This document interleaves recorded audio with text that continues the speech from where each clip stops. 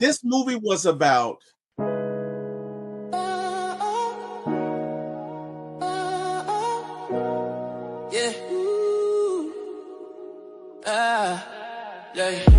Lights, camera, action is going down. For my ATL movies, when we run this town with your host, T-Wil, yeah, keeping it real. From the A to the screen, you can feel the thrill. Let me tell you something. Look it, man. I've been an Atlanta fan for 45 years.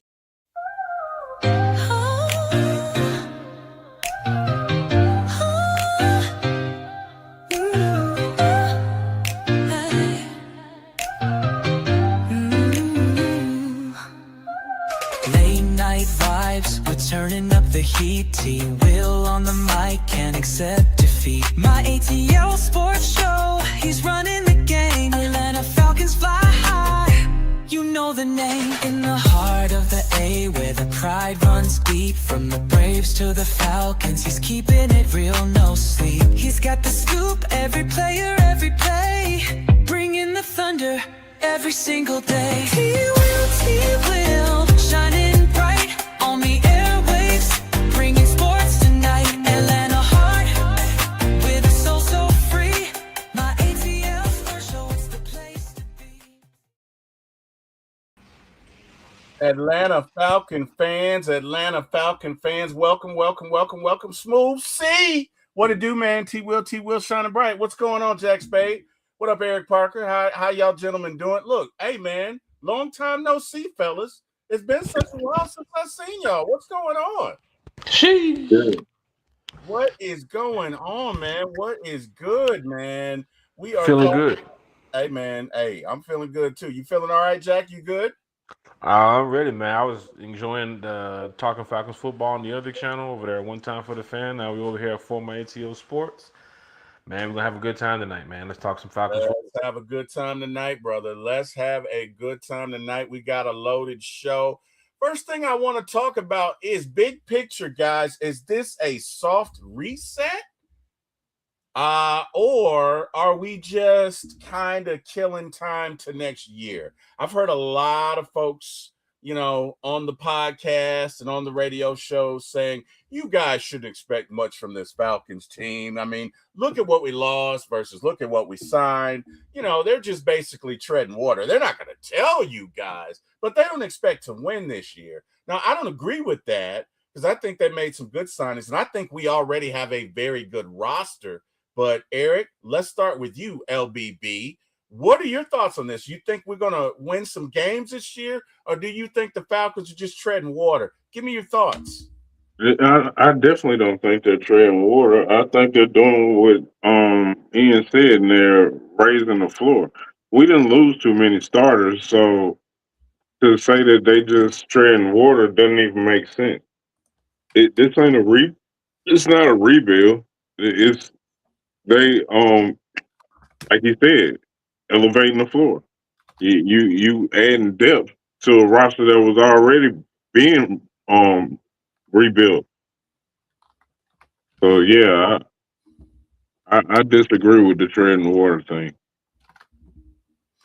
I agree in the fact that we still got a guy named Bijan, do we not? At last I checked, we still got him, right? We still got a guy named Drake, do we not? Yeah, I think so. We still got a guy named Kyle Pitts, do we not? I mean, I think so. You wouldn't trade him, but yeah. I'm about to say we have Kyle Pitts until T-Wil trades him. Yeah, I would trade him. I said Ian will, but we still got him, right? We still got him. We still got Jesse Bates, do we not? We do, right? We still got what's his name? Georgia guy. I want to call him Trayvon, but that's not his name. Jalen Walker. Thank you, him, that dude. We still got Jalen. We still got JPJ. We still got JPJ, although probably for only 6 games next year. We still got who's our other safety? Jesse Bates, Xavier Watts. Other one, Xavier Watts. We still got Xavier Watts. My point, and we still got that man, Divine Diablo. We got a squad, guys. We still got a squad. So, these guys on these shows are acting like we signed a bunch of also rans, and we're just gonna, be mediocre and go 7-9 again. I think this team has a real chance to not only win the NFL South, but win a playoff game or two. I strongly feel that way. So just my thoughts, guys. But Jack, give me your thoughts. Do you feel like we're just treading water here, or do you think like we can do some damage if and when we get into the playoffs next year? So there's a lot. There's a lot to take in with this. And when it comes to the Atlanta Falcons, number one, you rebuilt the house from within. You got a new president of football operations, first time president of football operations. You got a new head coach. You got a new GM. You got a new coaching staff in the building. And if you look at the Falcons having the drought that they've had in the past 7-8 years, you can't go into this season treading water. You have to go into this season with the thought and the mindset that you can win this division. And as I get to the next, flashpoint here, the Atlanta Falcons play in the worst division in the NFL, the NFC South. The Buccaneers are not that good this season. I don't care about the Carolina Panthers with the moves that they made. Yes, they made some defensive signings, but like I said before in the podcast a couple weeks ago, the Panthers had one of their best seasons and went 8-9. We had a bad season and went 8-9. Like, this should be our division. The past couple years, we've always been a game out, 2 games out. We're getting down to week 15, week 16, hoping and praying that another team loses and that we win just for us to make the playoffs. This is a year that I think the Falcons are going to know by week 12, week 13, week 14 that the season is in the bag, and we can start getting ready to rest players around week 16, week 17, because we got to be ready for the playoffs. So I do think with the additions that we've made this year, from the coaching staff to the executive side to even some of the players, to look at Ian Cunningham have the amount of cap space he has left with some of these deals that he's brought in. Once again, we have to play the Saints twice, the Buccaneers twice, and the Panthers twice. And outside of the Panthers' lucky wins that they've had last year, we went toe-to-toe with the Bucs and we swept the Saints. I do think that this is our division this year, and I'm proud to say that the Atlanta Falcons should be NFC South champs going into this year. Now, of course, everybody has to stay healthy. You got to look at both sides of the fence here. People have to stay healthy. You got to make sure that the coaching staff does the right job when it comes to the defensive side of the ball, with having the right players out there for the right scheme. If they're switching up the 4-3, if it goes over to Tommy Reese now on the offensive side of the ball, making sure they utilize their 3 tight end sets, making sure they utilize Drake London the way they're supposed to. Don't overrun Bijan with the amount of usage and the amount of touch he's going to get per game, but have a balanced offense so that way we know that the game is in the hand, it's in the books in the fourth quarter, so we can go on and win these games the right way. Too much fourth quarter, last minute, other team is coming back. I'm really tired of that type of play. With Kevin Stefanski being the head coach now, 2-time AP Coach of the Year, I think he can get this team on a level of, in the fourth quarter, if you're up 8-9 points, if you're up 10 points, there is no comeback.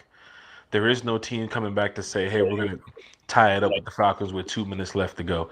Sure, that does happen in football, but with the right coaching staff, with the right game management, with the right clock management, with the right players on the field, we should be able to turn the tide this season and turn the past 8 years of a drought into a winning season. So I'm all for the Falcons, not kicking the can down the road when it comes to tanking, or when it comes to just letting this season be a wash because they have all the cap space next year.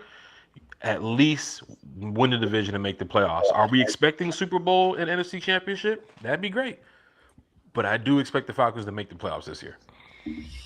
Yeah, and I agree with that. I do. I tell you what I'd like to see. And well, let me take a step back. What I liked about this coaching staff specifically is that you got guys with experience. You really do. You got 4 former offensive coordinators on your staff. So they know what they need to give the offensive coordinator to help him do his job because they've been that, right? I think one of the dumbest things we could have done was to draft Penix and give him a quarterback's coach with no experience. I think that was one of the dumbest thing you could have done. I think the second dumbest thing you could have done was to assign a offensive coordinator with no experience as well, to Penix, who had no experience. And what I like that they've done is that they've come back and corrected that mistake and swung the pendulum the other day. You got the other way. You got nothing but experience around Penix. So I agree, but we really have to look at this, Falcon fans. We made some bad decisions in the past. We did. But at the end of the day, we were still a game or two shy away from making the playoffs. So even with some of those wrong decisions, you still had the opportunity. Raheem was also 6-3 at one point. We were all swag surfing in the bins. Yeah, but this is what I'm getting at, Jack. When you build your car, you got to build your car for all scenarios, right? Right. You gotta expound the car for. You got to build it for all scenarios. And what I'm saying is Raheem plan would have worked if everything went perfect, but it didn't. I like the fact that we have coaches who not only can coach, but they have experience, right? Y'all know this. Eric and Eric and my grandfather was a pastor, right? My mother was a pastor. So Eric and I kind of grew up in the church.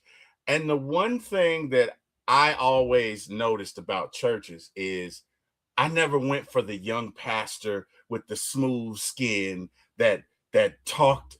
Oh, he was just so articulate and so great because he's never been through anything, right? You never been through anything until you got to look somebody's mama in their face and give them peace when their child is not coming back. You don't know about that until you got to look somebody's wife in their face and sit in the hospital room as their husband takes their last breath. You don't know about adversity. And you can't tell me about adversity because you don't know about it, right? And I liken coaching to the same thing. When you coach for 10, 20 years in this league, you've seen everything come at you. So you can relate to players, you can relate to quarterbacks and give them things in their language that they can understand. That's where I think the Falcons made a mistake because make no mistake about it. Not only do championship players win championships, championship coaches do as well. Yes. You know what I'm saying? Respectfully, yes. Jimmy Lake, as much as he may have been a coach in college coaching defenses, could not do the same for NFL contingency. Of course, Zach Robinson. And you know, it's a funny thing. I heard somebody say it the other day because we've said it before in the podcast. Raheem's trying to build a coaching tree, and it was like he could even put the damn seed in the ground. Couldn't even build the tree. Correct. And it's kind of true because Raheem did want the fame of coming over here. Remember when he first started? He mentioned Sean McVay, and Kyle Shanahan. He mentioned guys who's been around coaches that built from the ground up. He tried to do the same exact thing. It failed. And then when he tried to bail himself out, remember the first year? Oh, we need a new defensive coordinator. Oh, we'll go get Jeff Ulbrich. Oh, the offensive coordinator. Even if people thought Raheem was going to stay, they figured they was going to get rid of Zach Robinson. So that's what Raheem tried to look at. Oh, I have a bailout system. If one guy fails, I bring in somebody else. If this guy fails, I bring in somebody else. It got to a point where it kicked him in the face and he got kicked out. And of course, Zach Robinson's left now. Terry Fontenot's left. But like you said, the coaches that are put in place with experience, and if you go look at these guys that has been in the league on the Falcons coaching staff, a lot of these guys have coached very successful players, but the teams weren't that good. If you look at the Falcons, we do have a solid team. We just been dealt with bad coaching in the past. And I think with this team right now, you can get that home run or that grand slam type of victory when you have a two-time AP coach of the year, when you have an offensive line coach who, if is not top two, then at least the number one offensive line coach in the league. Right. Yes, that Tommy Reese thing might scare some people, but you still have the people around him, from the passing game coordinator to the wide receivers coach to Kevin Stefanski to Matt Ryan, who's going to help build up the self-esteem and, of course, the coaching mindset of a Tommy Reese. And that goes to the top with Matt Ryan of all, because we all love Matt Ryan here in the NFL. If he could play another year, I would love to have him put on a Falcons uniform and get out there. But Matt Ryan has always had the talk, being in the room, speaking with the media and the fans, and to see him on an executive role, to know Matt came back to do one thing, to bring a Super Bowl to Atlanta. Like, he could have went anywhere else. He could have stayed at CBS.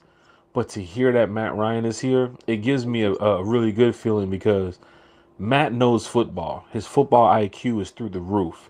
His knowledge of the game is top tier. And he's doing it for the Atlanta Falcons. I do think that he can get the job done. And I do think he brought the right people in place to get the job done too as well. The main word you said, T-Will, was experience. And there's a lot of experience on this coaching staff. Yep, without a doubt. Maggie T's on to something. She says, we're building the trenches and saving money. And I like it because, Jack, we're going to have a whole lot of money next year. Eric, this question's for you. Do you think our Falcons will come back next year and build the juggernaut? In other words, I know we got to re-sign some guys, but I'm thinking that, look, we already got weapons that are in place right now. Right now, if you want my, I know my brother says 17-0. This is a 10-11 win team right now. Right now, if the season started today. Okay. We haven't drafted anybody. We haven't made any additions. This is a 10-11 win team. When we have, what'd you say, Jack? We're going to have $110 million next year? It's projected cap. Well, I'm going to say 90 plus right now, but it's going to be projected probably well over 100 by next year. Okay. Eric, do you think we build a juggernaut next year? And give me your thoughts on what we're going to do, as I'm going to go ahead and say it, as a playoff team coming back next year. Give me your thoughts on what moves you think the Falcons could potentially make in 2027 with all that money. We already got a juggernaut. We're going 17-0. Okay. Sheesh. Well, another juggernaut with more money. Give me your thoughts on the moves that the Falcons can make next year. I mean, you don't know who's going to be available next year yet. We don't. We're still in this year. I don't know who's gonna sign somebody or cut somebody, or who's gonna be available. Who's gonna be available in the draft or anything. We don't know yet. That's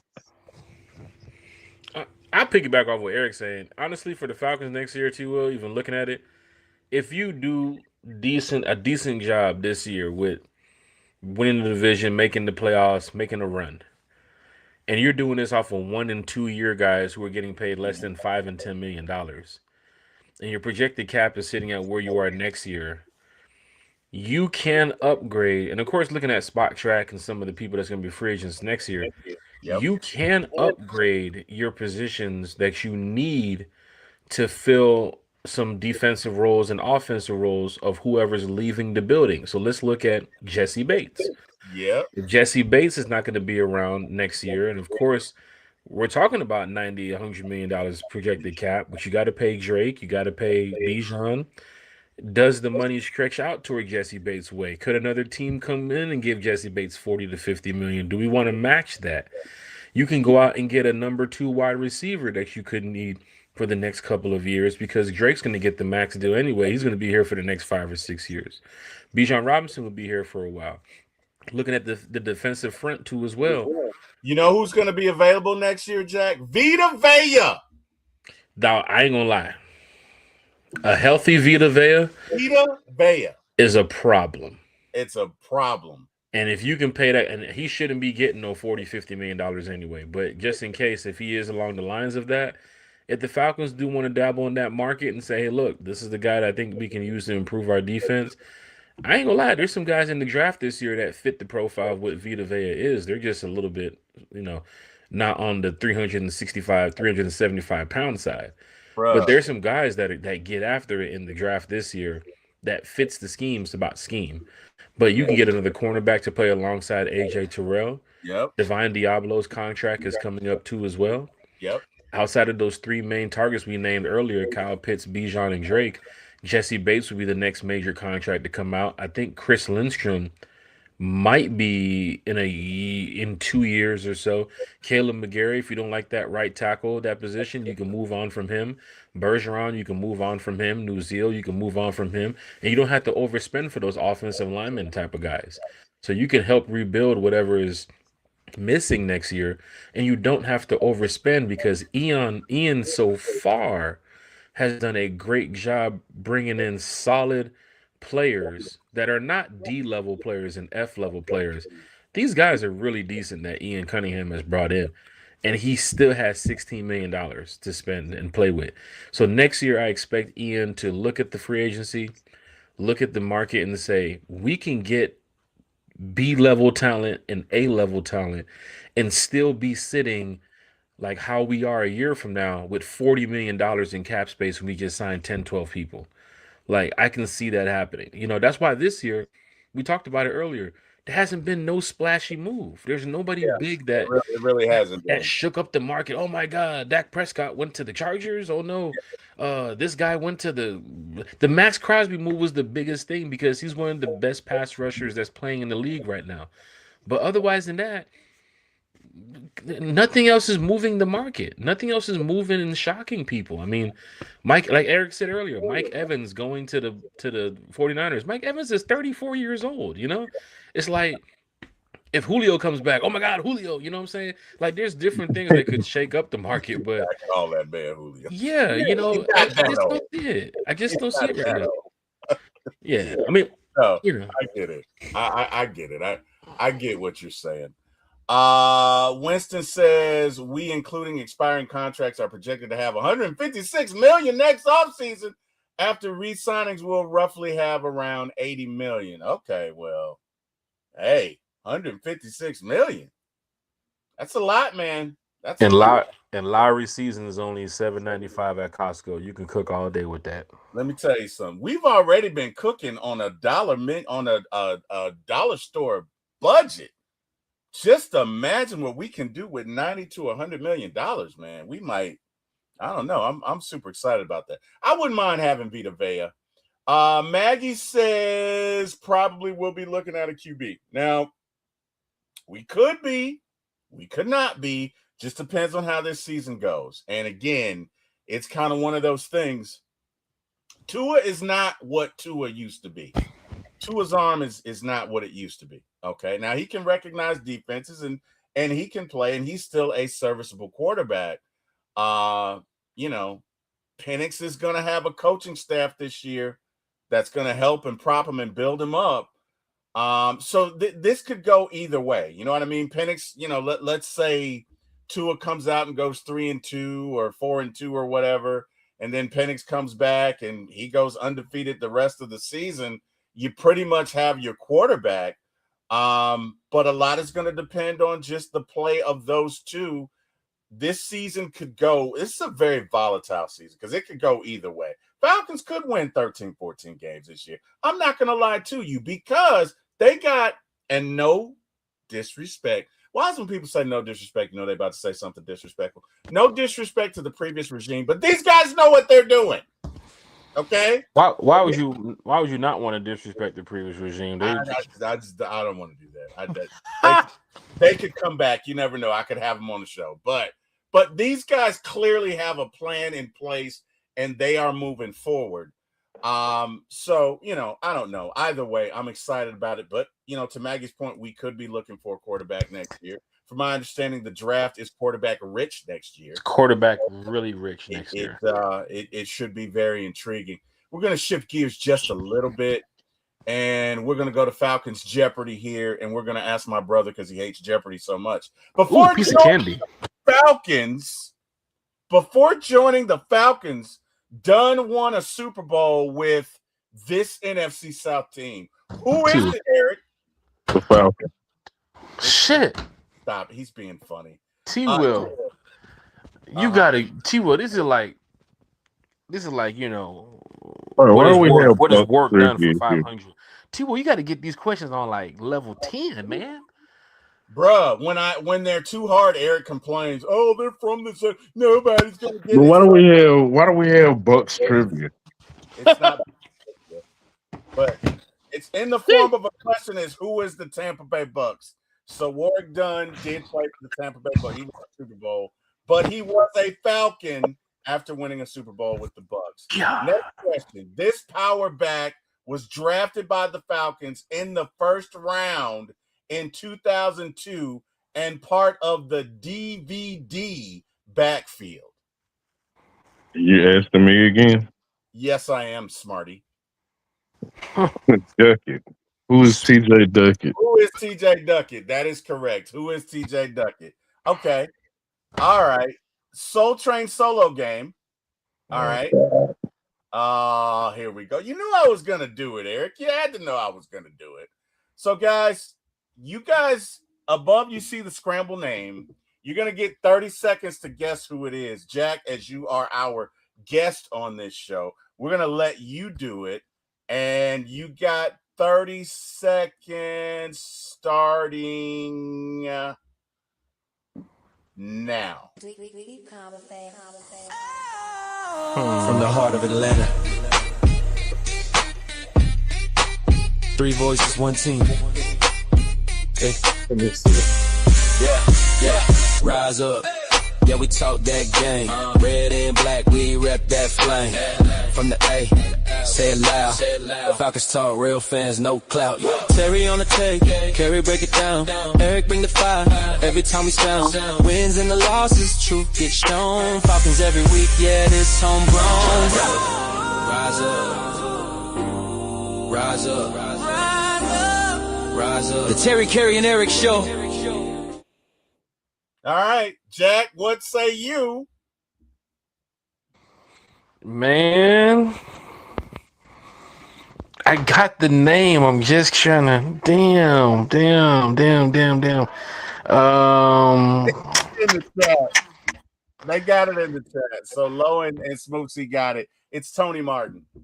It is Tony Martin. Yeah, Tony Martin. So that's it. That is it. Just a Jack, you dropped. Okay. I guess he didn't like the question. I don't know. Jack, come back if you get a chance. I guess he had to drop. Anyway. All right, Eric. We seem to be doing in it. Okay, he's back. All right. I was getting ready to say.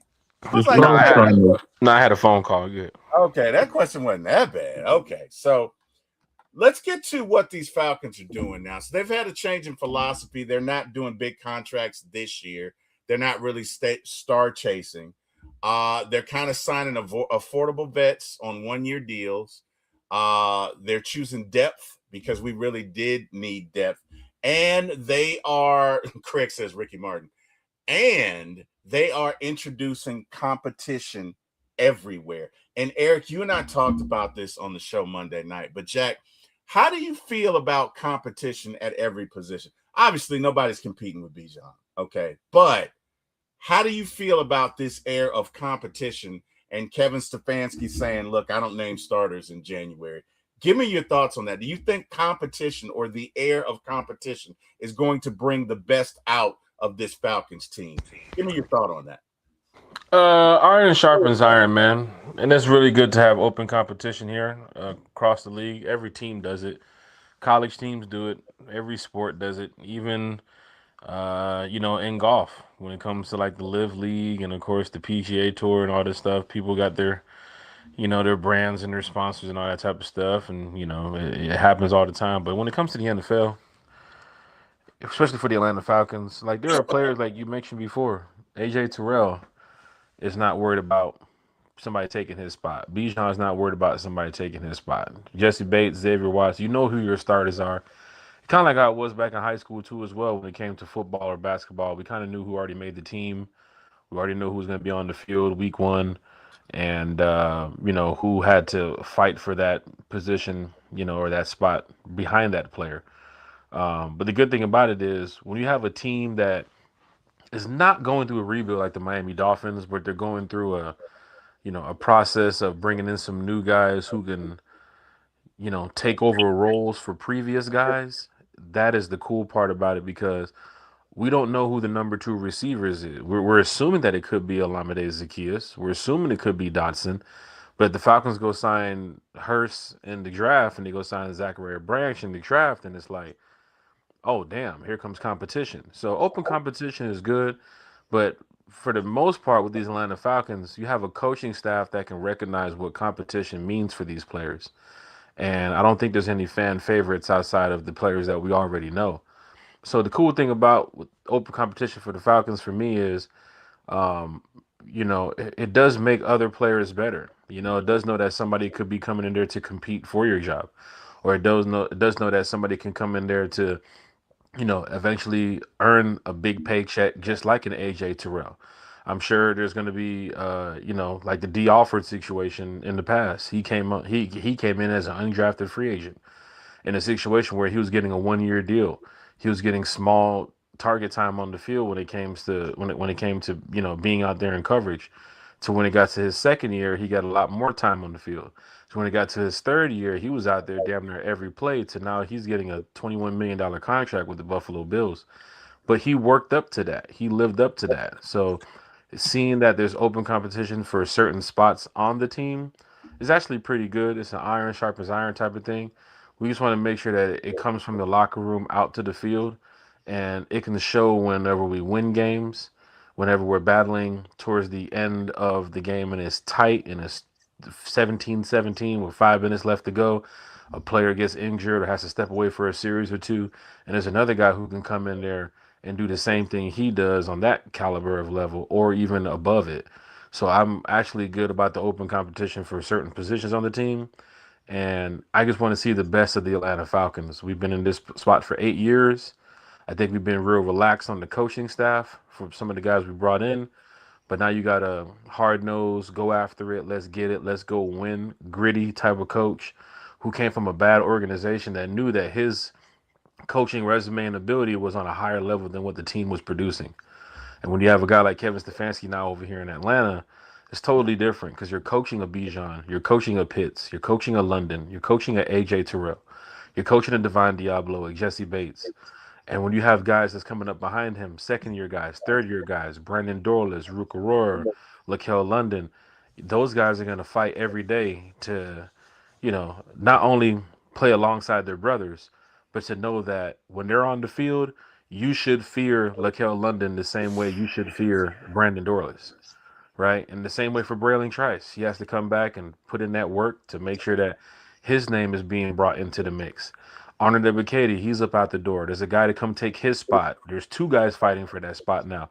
Leonard Floyd, he's probably out the door. There's another guy trying to fight for that spot. JPJ knows in his situation is a guy trying to take his spot, regardless of his outcome. So it's like, I'm good with the open competition as long as we produce wins and the players get off the field healthy and they can go on to live and fight another day. Eric, are there any negative aspects to competition? Are there any? And first of all, let me give Big Low a shout out. Big Low Country in the building. What in the world, Bo? Are there any negative aspects to competition? Are there any guys that you think that are playing right now that it's going to negatively impact them from a mental perspective? Eric, give me your thoughts on that. I don't think that. I mean, it could be if they set it up that way, but I don't think they set it up that way. I don't even think that was what he meant by when he answered that. It's like I said on the last show. I think he was just really dodging that question of who's the starting quarterback again. I don't think he wants to answer that question yet. I think I think Tua is absolutely going to be QB1 until Penix is healthy. But I don't think he's going to come out and name anybody QB1 as in for the season. This is my starting quarterback, and that's the question that they keep asking him: is who's the starting quarterback? I don't think he wants to answer that. So I think instead of answering that question, he said that they're both coming to compete. And matter of fact, everybody's coming to compete. And I mean, it's true. It's a competitive sport. Everybody's coming to compete. Okay. if he did name a starter, what are some of the negative things that could result from that? Because and I know why, but I want you to illustrate it for the fans. Like, what are some bad things if he were to come out tomorrow and say, you know what, Tua is my starter or Penix is my starter? What are some bad things that would happen if he did that, Eric? Yeah, you could create a quarterback controversy. You lose the locker room. One of your quarterbacks might be the leader in the locker room, and because you did that, now you stuck the other quarterback up there in front of him, and your team ain't trying to hear that. Okay, that's fair. That is fair. Guys, I'm all about the games and the activities. I got one more game for us, and then we got another segment, and then we can roll. But the name of this segment is, and I borrowed it from Marvel, What If? What if, guys? What if? What if? And I'm going to give each of you guys a scenario, and I want you to give me your thoughts. And Eric, I'm going to start with you. Eric, what if in 1998, the bishop, the pastor, the defensive back does not get caught with that lady of the night? That's not even what happened. Okay. Sheesh. He does not get caught soliciting a undercover cop. That wasn't even what happened. Okay, That's just the story. You got to know the whole story with that. That's the story that was spent to everybody, but that ain't even really what happened. All right, so tell us what happened, and then Nah, because I ain't finna put that out there. Okay. But if whatever that scenario is that happened, okay, if it doesn't happen, do you think our beloved Atlanta Falcons win the Super Bowl? it's any given Sunday, so yeah, we could have won. Okay, that's fair. I think the toughest team to beat was the one that we beat in front of them. I actually think they just took their foot off the gas because of that. I think when they beat the Vikings, they was like, "Oh, we ain't got nothing to worry about here. We beat the Vikings." Right, and then that's a good point. That's a good point. All right, Jack. What if? You ready? Yep. All right, get ready, Jack. Those of you in the chat, you can feel free to join us. This is a rough one, though. It's 2016, Jack. Oh, God. What if Free does not miss that block and that fumble does not occur? Do we win that Super Bowl? Of course. Okay. Yeah, that was that third down. It's tough even just thinking about it. There was a lot of different factors that played into that, but that block was a major one. What if Kyle Shanahan would have just continued running the ball and not wasting clock, trying to pass the ball, incomplete passes, and so on, stopping the clock, giving the Patriots opportunity? What if the ref, didn't call Edelman's catch a catch because it clearly hit the ground? What if we didn't have to relive these moments? Shit. That's true.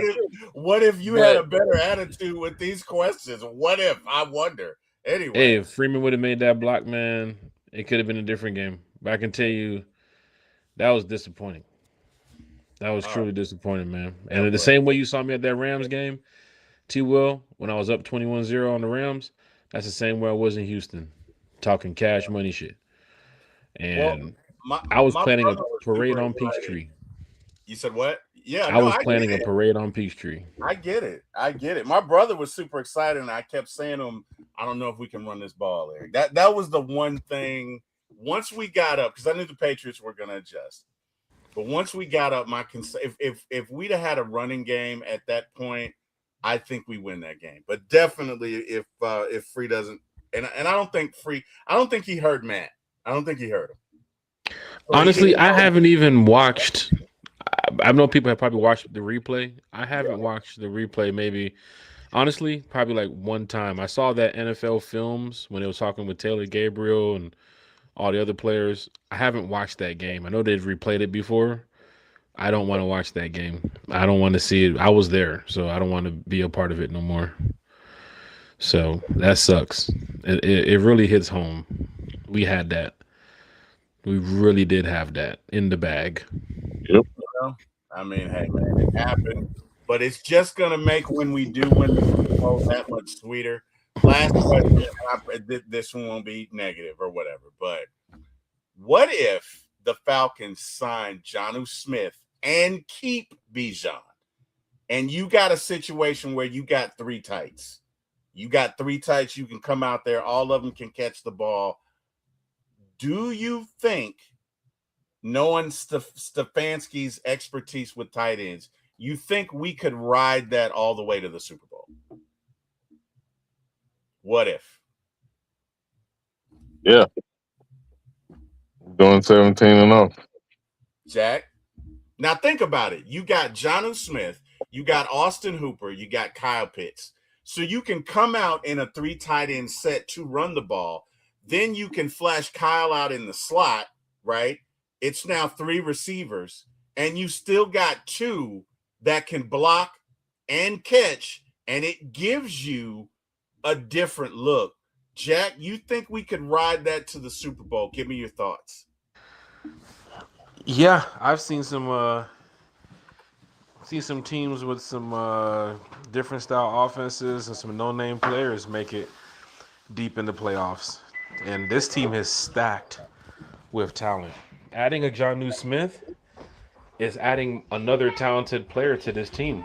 So Yeah, I yeah, do think it could happen. You know, with Kevin Stefanski as the coach, Bijan Robinson, man, Drake London, AJ Terrell, Chris Lindstrom, some of these guys, they could really, really push this team to the next level. So Jonnu Smith is just coming in here to just be a Jonnu Smith.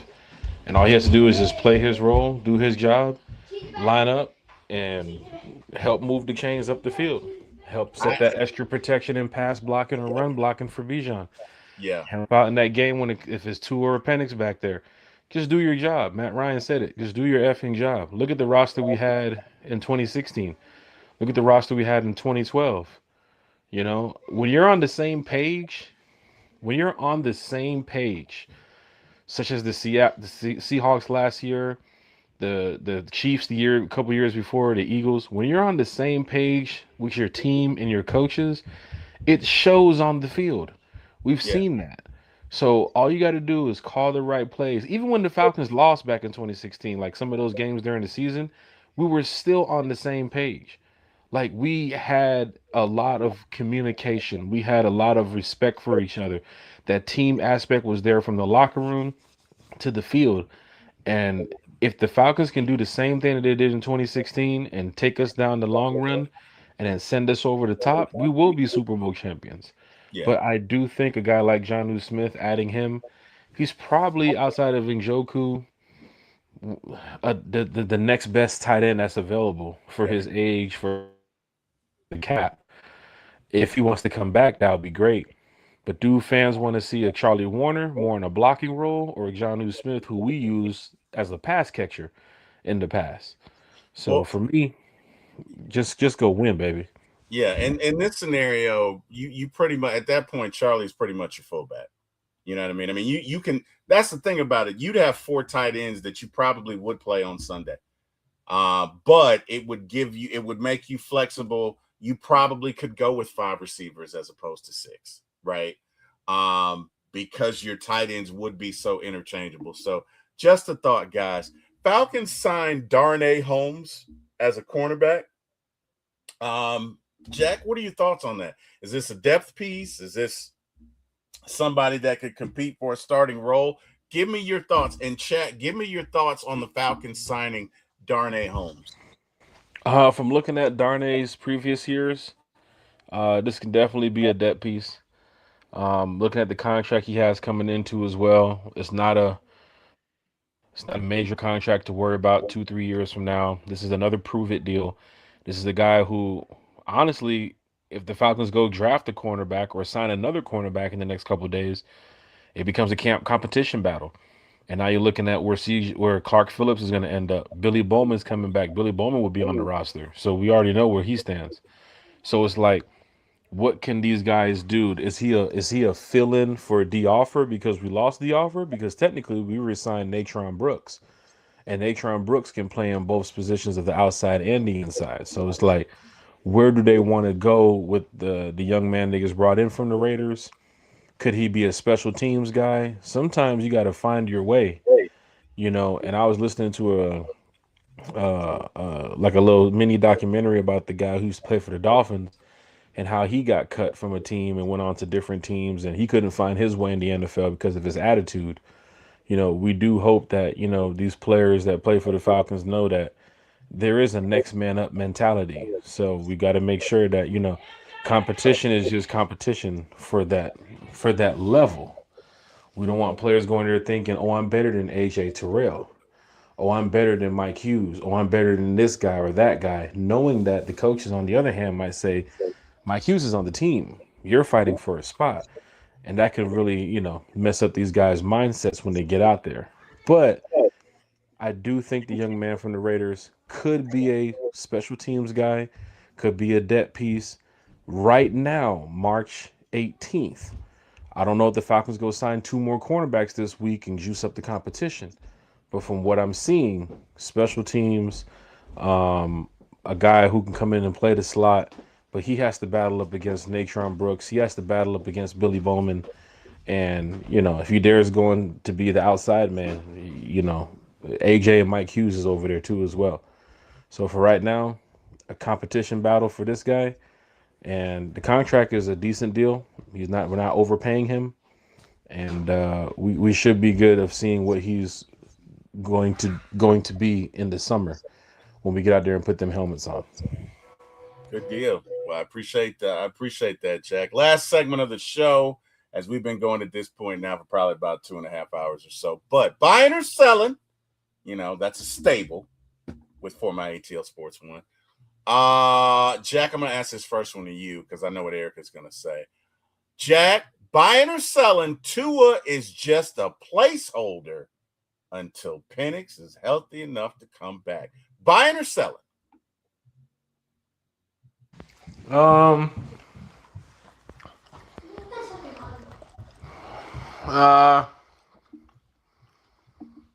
right now, in March, I'm gonna have to, just for March, because anything can happen next week, tomorrow, in April. I'm gonna have to sell it just for now.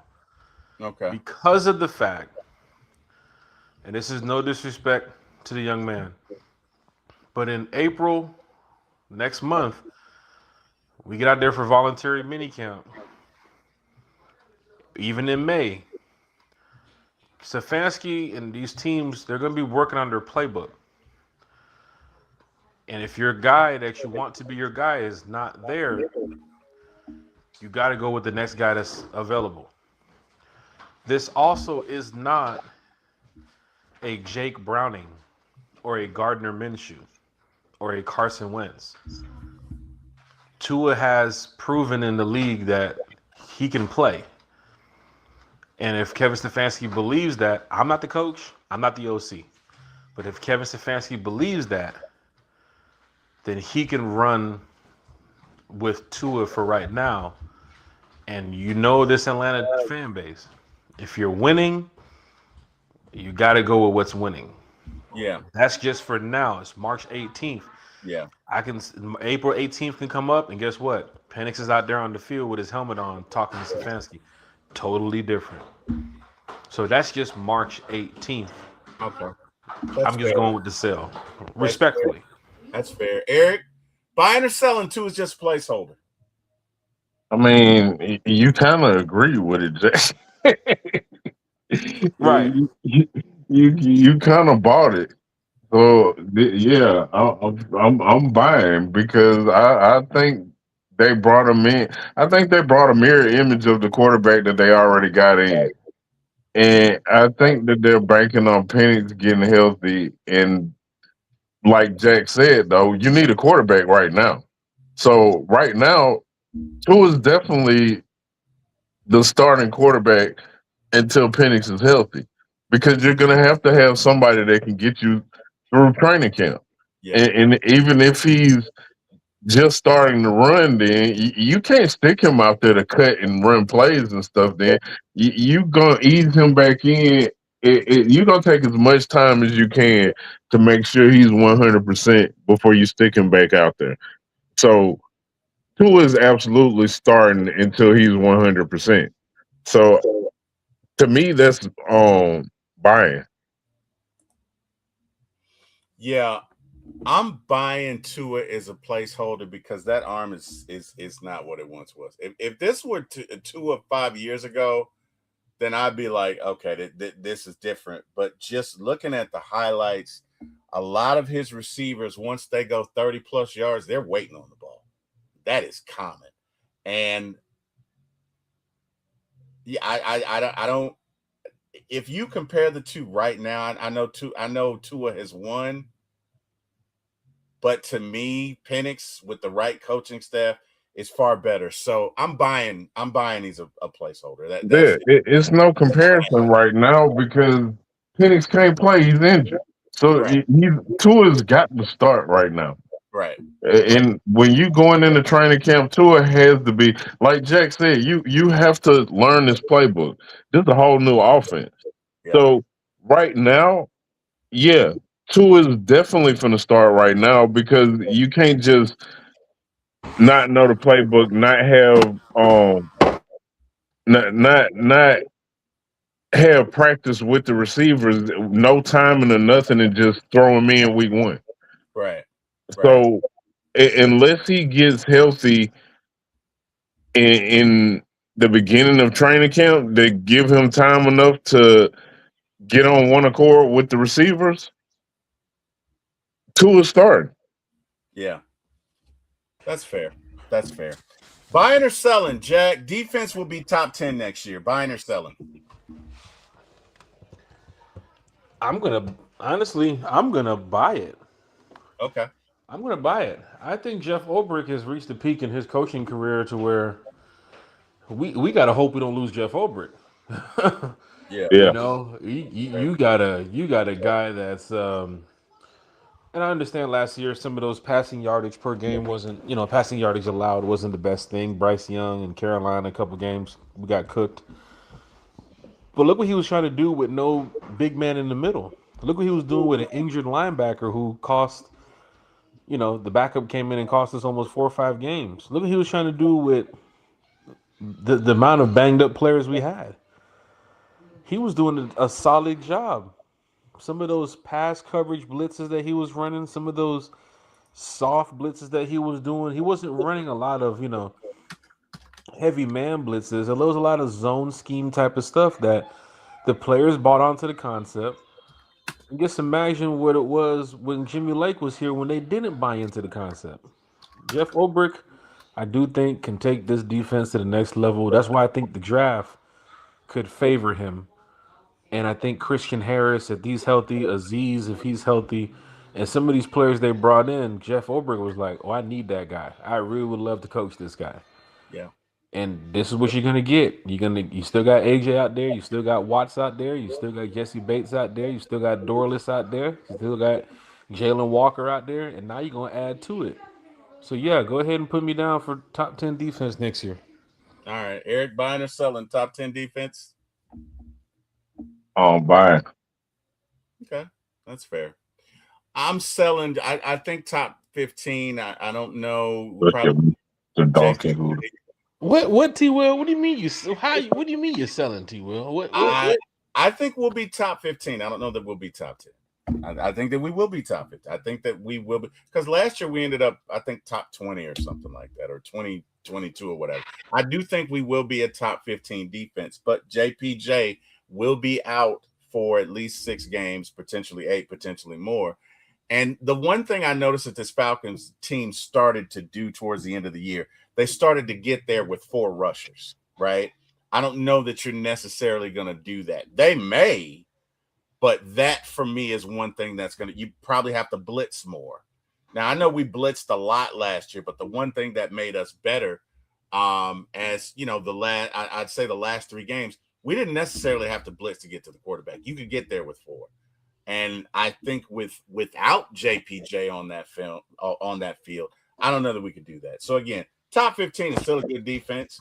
I just don't know that we go top 10. Last question: buying or selling, guys? And Eric, let's start with you this time. This front office is better than the last. Buying or selling? Definitely buying. Buying today and twice tomorrow and the next day. Yeah, definitely buying. Okay. We got the Avengers over here now. The Avengers. Avengers assemble. Okay. Uh Jack, same question. Buying or selling, this front office is better than the last? I just got to ask for Eric. Eric T-Wil, you know these movies. Is this the old Avengers or the new Avengers? You know the new Avengers All got of a whole lot of different characters on there. all of The Avengers from Endgame. The Avengers from Endgame. When they came out the Doctor Strange, when they came out the circles, when they came out Yeah, the portals. the portals, yeah, on your left. Cap, on your left. Oh, that Cap was on one of your the left. greatest scenes ever. That was one of the greatest scenes. Let me tell you something, man. That Let me movie tell theater you went something. crazy. That Let movie me tell theater you went something. crazy. Let me tell you something. Cap is tired as can be. He's been fighting Thanos. He's giving it a good fight. And just like the devil, when Thanos sees Captain America is beaten, he descends all of his armies from his ships, all of the Chitauri armies, all of everybody that he's clicked up with. It's like 1 million folk that come out, and it's just Cap. And faintly we hear in Cap's ear, "Hey, Cap, on your left." And you see Black Panther and his crew come out. And then you see Falcon come out. And then you see the ladies of Marvel come out. And it is such a great scene. Oh my God. If you look closely, you see Howard the Duck come out too. You do not. Whatever, Yes, Jack. you do. Yes, you do. Howard the Duck was in there. Howard the Duck popped out with a shotgun in his I hand. did not. You are. Go back no, and look about No. 10 seconds into No. Cap on your left. When No. they showed what's the guy's name from Guardians of the Galaxy? Drax. When Drax came out, look directly behind Drax. That You is will not see a short white duck that with the is with the not how Miami it Hurricane color. I It's did Howard not the do Duck. that. T-Will, I will show you. I will clip it and show you. Howard the Duck popped out of that damn circle. I T-Will. tell you what, Jack. I tell you what. I'll do you one better. Jordan and I are probably going to be doing in game, I believe, sometime in June or July. Why don't you join us for that show? And you don't have to join us for the whole show. I tell you what, T-Will. No, I tell you what. I tell you something. Tell I'm me. doing a Howard the Duck show Oh, tomorrow, wow. 10 a.m. Why don't you join me? Oh, wow. Okay. I'm there. I'm there, buddy. I'm there. I am there.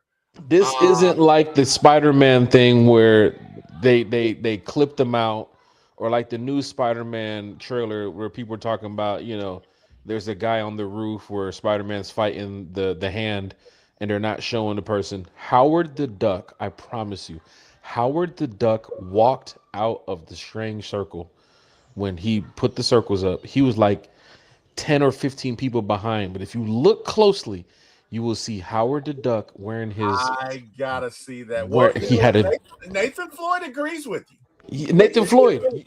I'm telling you, go back and look. Howard the Duck popped out. You would have been like, "Yo, that's Howard the Duck." I'm telling you. Nathan agrees with you, so that is just crazy. That is wild, man. I gotta. You know what? I gotta look this up. T-Will, you mean to tell me, out of all the years that Endgame has been out, you've never seen Howard the Duck pop out and start fighting during the Endgame scene? You didn't see that? I did not, sir. Wow, T-Will.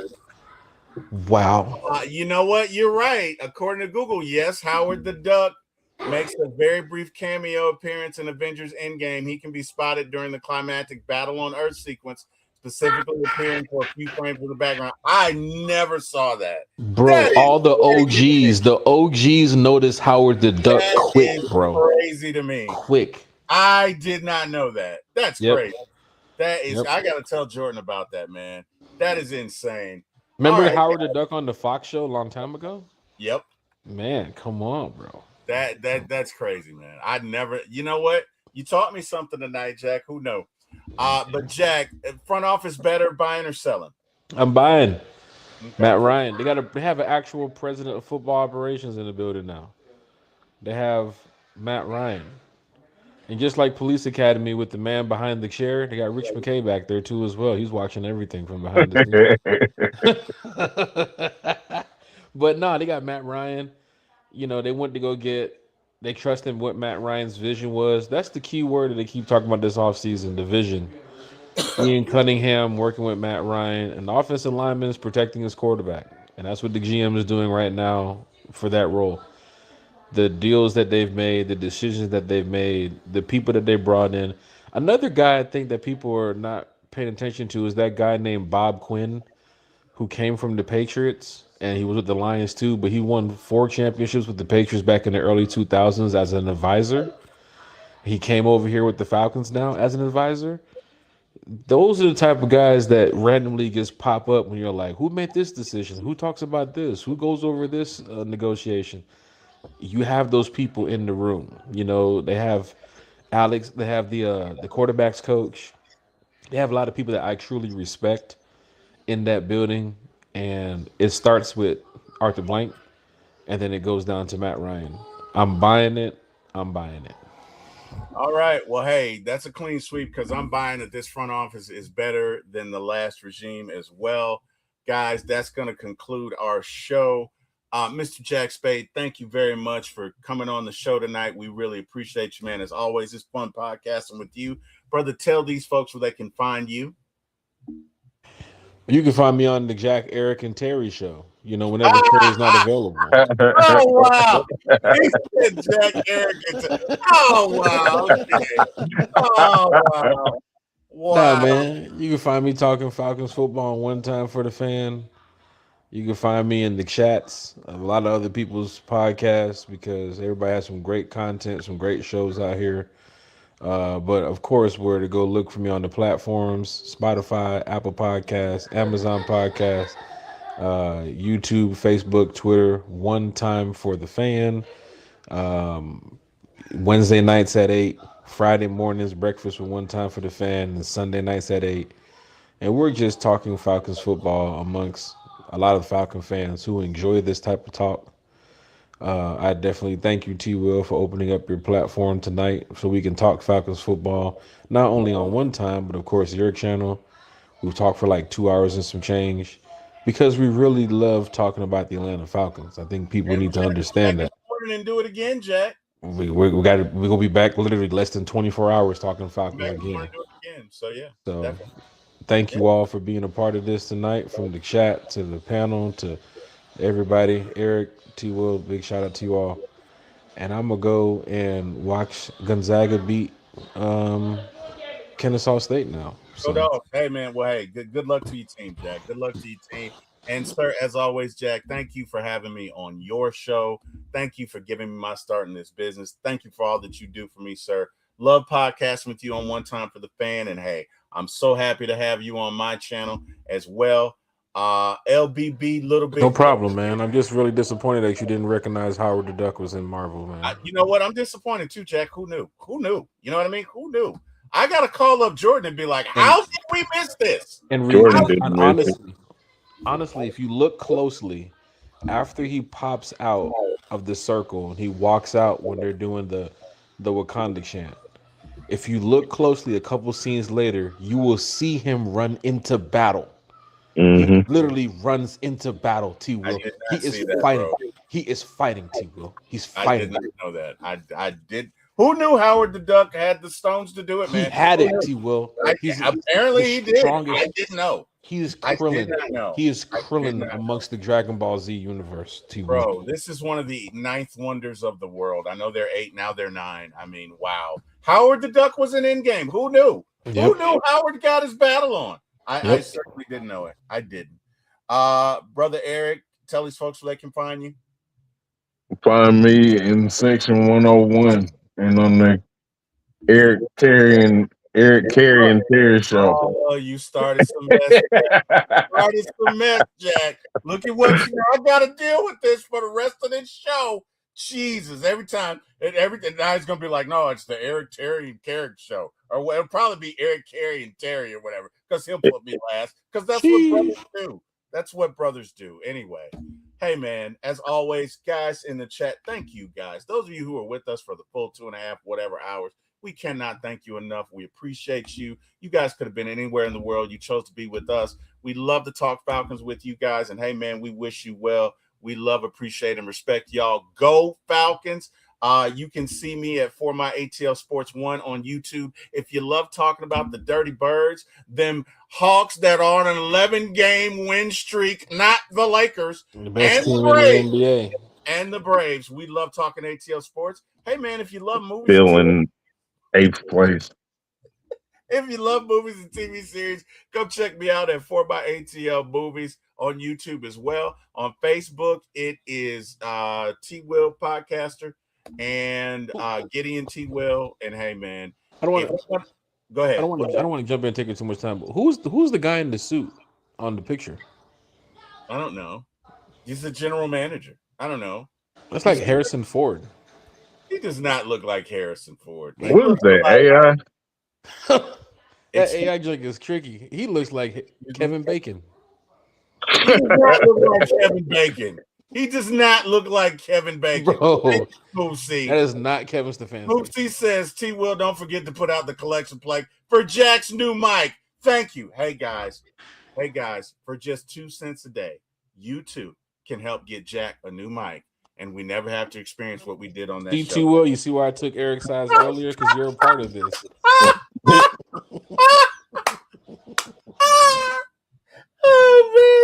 Oh man, you had it coming. You guys have been double teaming me. Pause. All show. Hey, yo. Shows.